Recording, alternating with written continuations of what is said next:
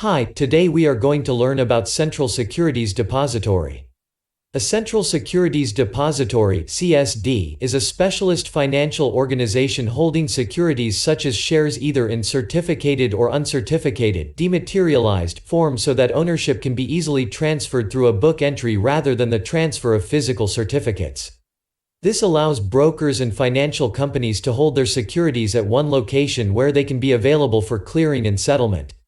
This is usually done electronically, making it much faster and easier than was traditionally the case where physical certificates had to be exchanged after a trade had been completed. In some cases, these organizations also carry out centralized comparison and transaction processing such as clearing and settlement of securities transfers, securities pledges, and securities freezes. A CSD can be national or international in nature and may be for a specific type of security, such as government bonds. Many countries have one domestic CSD that was traditionally associated with the National Stock Exchange.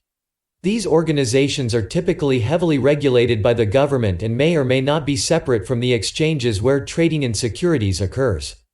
An international CSD is a central securities depository that settles trades in international securities such as Eurobonds, although many also settle trades in various domestic securities, usually through direct or indirect through local agents, links to local CSDs.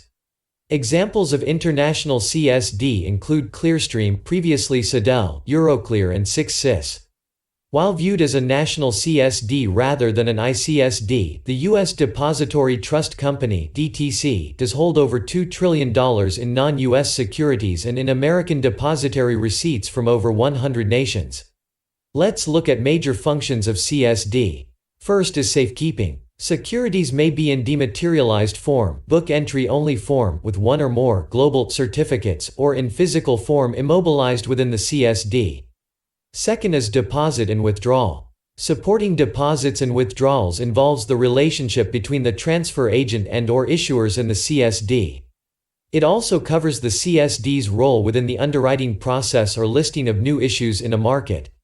Third is dividend, interest, and principal processing, as well as corporate actions including proxy voting. Paying and transfer agents, as well as issuers, are involved in these processes, depending on the level of services provided by the CSD and its relationship with these entities.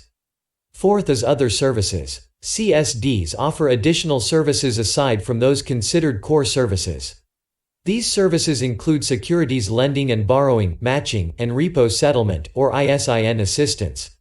Fifth is pledge. Central depositories provide pledging of share and securities. Every country is required to provide legal framework to protect the interest of the pledger and pledgee. However, there are risks and responsibilities regarding these services that must be taken into consideration in analyzing and evaluating each market on a case-by-case basis. Hope you have enjoyed this lesson. Thanks.